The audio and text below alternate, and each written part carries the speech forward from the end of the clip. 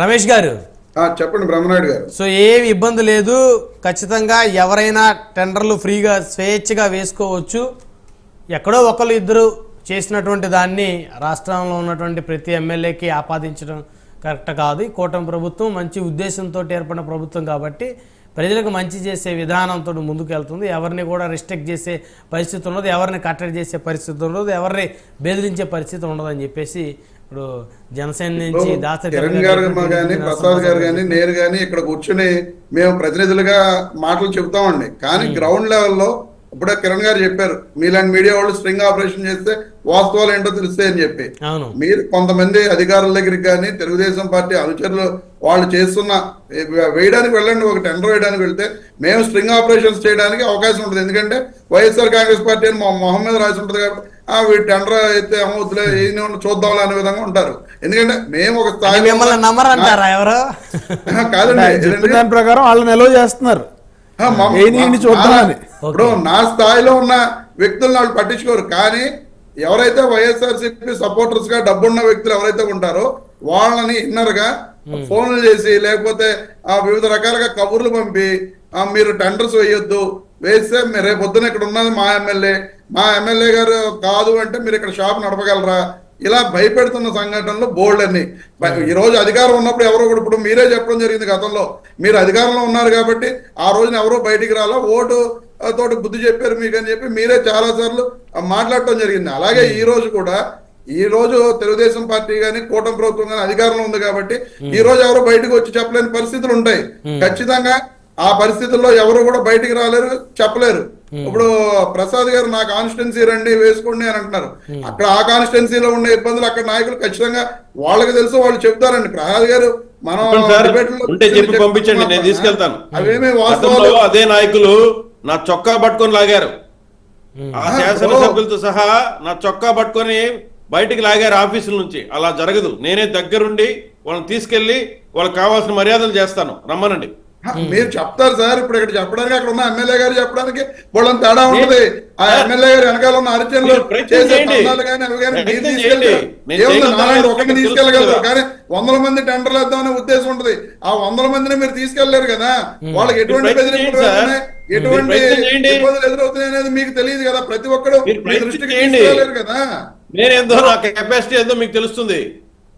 అవును, అలాగేనండి. ఇప్పుడు మీకు అక్కడ ఉంటే ఉండొచ్చు, మీరు అక్కడ రైల్వే కోర్టు ఎమ్మెల్యే క్యాండిడేట్ గా ట్రై చేసిన సంగతి కూడా నాకు తెలుసు, మీకు తెలియదేమో కానీ నాకు తెలుసు. మరి ఎందుకంటే ఎవరెవరు డిబేట్స్ లో పాల్గొంటున్నారో వాళ్ళ గురించి తెలుసుకుంటాం కదా.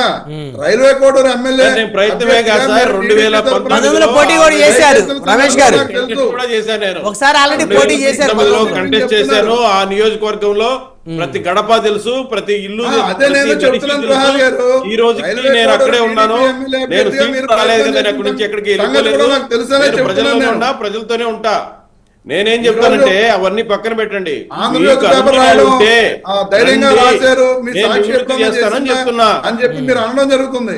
ఇదే ఆంధ్రజ్యోతి పేపరు గతంలో ఎప్పుడూ కూడా రాయని సంఘటనలో ఈ రోజు రాస్తుంది. ఎందుకు రాస్తుంది? ఎందుకంటే రాధాకృష్ణ గారికి చంద్రబాబు నాయుడు గారికి ఎక్కడ ఇది అవ్వలేదు, రకరకాల కామెంట్స్ వస్తున్నాయి. టీటీడీ చైర్మన్ ఆయన అడిగారు, రకరకాల ఇవి వస్తున్నాయి. తెలుస్తున్నాయి ఈ అంశాలన్నీ. తెలుగుదేశం నేతలతో టచ్ లో ఉన్నారండి మీరు? అలా కాదు సార్, ఇప్పుడు టచ్ లో ఉండడానికి అన్ని పార్టీల నాయకులు, ఇప్పుడు కిరణ్ గారు కానీ ప్రసాద్ గారు కానీ ఎలా ఇక్కడ డిబేట్లో టచ్ లో ఉంటారో అన్ని పార్టీల నాయకులు అందరితోనూ టచ్ ఉంటుంది. ఉండకుండా ఎందుకు ఉంటుంది? ఇప్పుడు మేము కూడా రాష్ట్ర స్థాయిలో గత 5 ఏళ్లు పనిచేసిన పరిస్థితులు ఉన్నాయి. ఆ పరిస్థితుల్లో తెలుగుదేశం పార్టీ నాయకులు కొంతమంది తెలిసిన వాళ్ళు ఉంటారు, జనసేన నాయకులు తెలిసిన వాళ్ళు ఉంటారు. వాళ్ళ ఇన్నర్ విషయాలు కూడా మాకు చెప్పడం జరుగుతుంది కదా. ఇలా రకరకాల ఇష్యూస్ తోటి ఇవాళ రాధాకృష్ణ గారు వ్యతిరేకమయ్యారు. దాని గురించి కొంత కూటమి ప్రభుత్వం మీద ఇలా వ్యతిరేక వార్తలు రాసుకుంటూ వస్తున్నారు. జరుగుతున్న సంఘటనలు ఎప్పుడు కూడా రాధాకృష్ణ గారు ప్రభుత్వానికి వ్యతిరేకంగా రాసిన సంఘటనలు చాలా తక్కువ. కానీ గత 4 నెలల్లో ఆయన విపరీతంగా రాస్తున్నారు. ఇసుక మీద కానీ అమ్మాయిల మీద జరుగుతున్న విషయాల్లో కానీ ఈ రోజు మద్యం విషయంలో ప్రతి ఒక్కటి కూడా ఎక్కడెక్కడ ఏమేం జరుగుతున్నాయని చెప్పి ఆయన రాస్తున్నారు. ఈనాడు పేపర్లో కూడా రావడం జరుగుతుంది. ఎందుకంటే నిప్పు లేనిదే పొగరాదని చెప్పి అక్కడ ఎక్కడో చోట సంఘటనలు ఇన్ని సంఘటనలు జరగకుండా ఈ విషయాలన్నీ చెప్పి వాళ్ళు అనవసరంగా రాయవలసిన అవసరం అనేది ఎవరికి ఉండదు కదండి. క్లియర్ గా వాళ్ళు రాస్తున్న పరిస్థితులు ఉన్నాయి. అన్న కిరణ్ అన్న చెప్పడం జరిగింది, గత ప్రభుత్వంలో వైట్ ట్రాన్సాక్షన్స్ లేవు, దాని కారణంగానే ఈ డబ్బంతా కూడా ఎక్కడికి వెళ్ళిపోయిందో ఏంటో అని చెప్పి. వైట్ ట్రాన్సాక్షన్స్ లేకపోవడం అనేది ఎందుకు లేదండి, గూగుల్ పే కానీ అది కానీ ఖచ్చితంగా ఉంది, కానీ యూజ్ చేసే పర్సన్స్ చాలా తక్కువ. గూగుల్ పే కానీ లిక్కర్ షాప్ మీరు ఇస్తున్నారు, యూజ్ చేసే పర్సన్స్ లేరా? కాదు, యూజ్ చేసే పర్సన్స్ తక్కువ అన్నానండి నేను. ఎక్కడ అదేంటి సార్, డిజిటల్ ఇండియా అయిపోయింది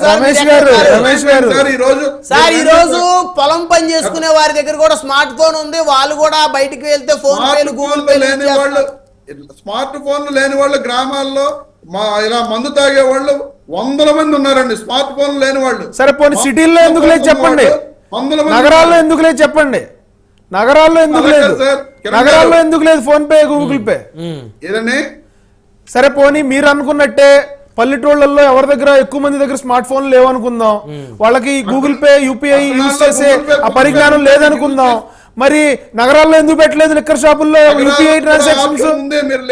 ఎక్కడ ఎక్కడ ఏ షాపుల్లో ఏ ఊర్లో ఎక్కడ ఉంది?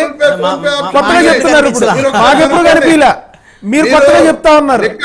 లిక్కర్ సైట్ లోకి వెళ్తే లిక్కర్ సైట్ లో కాదు, లిక్కర్ షాప్స్ లో, గవర్నమెంట్ నడిపిన లిక్కర్ షాప్స్ లో, టౌన్స్ లో, సిటీస్ లో యూపీఐ ట్రాన్సాక్షన్స్ ఎక్కడ జరిగినాయో చూపించండి. నేను అదే చెప్తున్నా, గవర్నమెంట్ మీరు వెబ్సైట్ లోకి వెళ్ళండి, లిక్కర్ వెబ్సైట్ లోకి వెళ్తే online transactions, Google pay, phone pay transactions ఎంత, ఆఫ్లైన్ ట్రాన్సాక్షన్స్ ఎంత అనే అమౌంట్ ఎంత అనేది క్లియర్ గా ఉందండి అందులో. వెబ్సైట్ యూజ్ చేసి అందరికి తెలుసు ఆయన ఉద్దేశం. నేను వెబ్సైట్ చూసాను కాబట్టి చెప్తున్నా, మీరు కూడా చూడండి ఒకసారి. చెప్పండి వెబ్సైట్ చెప్పండి, ఇప్పుడే చూస్తా. చూడండి ఏపీ లిక్కర్ వెబ్సైట్ చూడండి ఒకసారి, మీరు గూగుల్లో వెబ్సైట్ చెప్పండి, మీరు చూసారు కదా ఆల్రెడీ, వెబ్సైట్ ఏంటో చెప్పండి చూస్తాను. నేను కొడుతున్నాను ఉండండి. సరే అండి, ఇప్పుడు ఆ వెబ్సైట్ వద్దులే, ప్రభుత్వం కూడా మారిపోయింది కాబట్టి ఇప్పుడు ఆ వెబ్సైట్ ఎందుకని అంటే ఎవరికి కనిపించలేదు ఎప్పుడు కూడా ఈ గూగుల్ పేలు ఎవరికి కనిపించలా. 2019 నుంచి 24 వరకు అంటే ఇప్పుడు ఒకటండి, రమేష్ గారు ఇందాక ఏమన్నారు, నాకు అలవాటు లేదు లిక్కర్ గురించి, నేను అసలు టెండర్ అయినా నాకు అది, కాబట్టి వారికి తెలిసి ఉండే పరిస్థితులు షాప్ కాడికి వెళ్తే కదా మీరు వెళ్ళి ఫోన్ తీసుకొని వెళ్ళి ఏదైనా బాటిల్ తీసుకొని ఒక 500 ఫోన్ పే చేస్తానని మీరు ప్రయత్నం చేస్తే కదా అక్కడేం జరిగేది మీకు తెలిసేది. సార్ అలా అందరూ ప్రయత్నాలు చేస్తేనే విషయాలు తెలియక్కర్లా, జనరల్ నాలెడ్జ్ ఉంటే చాలండి, మనం విషయం తెలుసుకుని కనుక్కుంటే చాలండి. అంతే అంటారా? ఇప్పటికీ ఈ సైట్ ఇంకా మార్చలేదు government of Andhra Pradesh profession and excise department.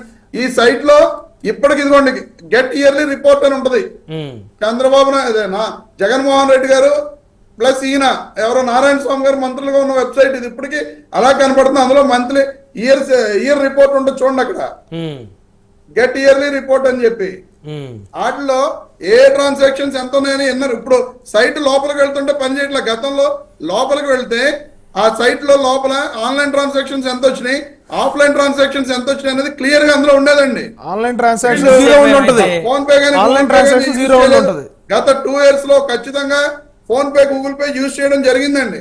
అలాగే కిరణ్ అన్న చెప్పడం జరిగింది, కల్తీ సారా తాగి చనిపోవడాలు అవి జరిగినాయి. ఈ రాష్ట్రంలో జగన్మోహన్ రెడ్డి గారి ప్రభుత్వంలో 2 సార్లు 2 ఇన్సిడెంట్స్ జరిగినాయి, అంతే తప్ప వేల వందల ఇన్సిడెంట్స్ అయితే. ఏం చెప్పారండి ఆ ఇన్సిడెంట్స్ జరిగినప్పుడు? ఆ ఇన్సిడెంట్స్ జరిగినప్పుడు ఎందుకు జరిగినాయి అని చెప్పారు? ఏమండి ఇప్పుడు ఈ రోజున మీ ప్రభుత్వంలో 70 మంది మహిళలు చిన్నపిల్లల మీద అఘాయిత్యాలు జరుగుతున్నాయి, కంట్రోల్ చేయలేకపోతున్నారు. ఆ శవాన్ని ఈ రోజు శవాన్ని తెచ్చే తల్లిదండ్రులకి అప్పచెప్పలేని పరిస్థితిలో మీరు ఉన్నారు.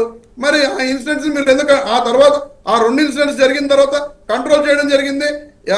సెబ్ వాళ్ళు, స్పెషల్ ఎన్ఫోర్స్మెంట్ బ్యూరో వాళ్ళు ఎక్కడా కూడా సారా అనేది దొరకకుండా చేసిన పరిస్థితులు ఉన్నాయి. ఆ 2 ఇన్సిడెంట్స్ జరిగిన తర్వాత ఎంతసేపు మీరు బురద జల్లాలనే ప్రయత్నంలో మా మీద ఇలాంటి అపోహలు అబద్ధాలు ప్రచారం చేసి ఇంకా అవన్నీ ఎందుకు అయిపోయిందిగా. గత ప్రభుత్వం అందరూ ఆన్లైన్ ఓపెన్ చేసి ఆ సైట్ ఓపెన్ చేసి చూసేవాళ్ళు రోజు ఎంత లెక్కల మీద ఆన్లైన్ ఎంత వస్తున్నాయి ఆఫ్లైన్ ఎంత వస్తున్నాయి అని. ఇన్ని రోజులు అది మరి తెలియకపోవటం, మరి నిజంగా తెలియకపోవటం దురదృష్టమే.